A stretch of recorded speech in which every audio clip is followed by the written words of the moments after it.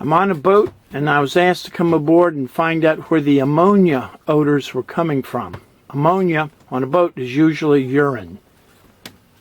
So we opened up the hatch to the rear of the engine room and you can see the two engines and the two transmissions. And you can see some black fluid down here. And the ammonia smell is much stronger right here, so that is more waste. And this is the waste tank with the top level gauge. And we can't see it, but I think that the tank is almost full. The camera won't show you a good picture of it. But to find out where the leak is, we'll have to pull the tank out. And to get the tank out from under the floor, of course the carpet's got to come up.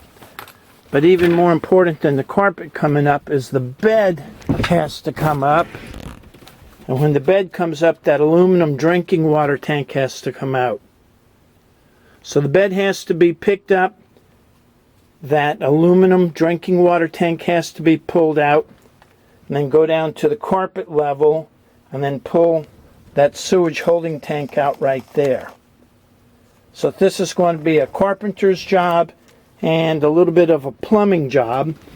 Fortunately, we're in the Fort Pierce, Vero Beach neighborhood. There's a place in Fort Pierce called Marine Liquidators that has brand new tanks available in stock.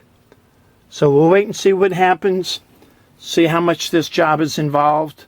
And we'll go and we'll check the forward tank, see if anything's going on out there too.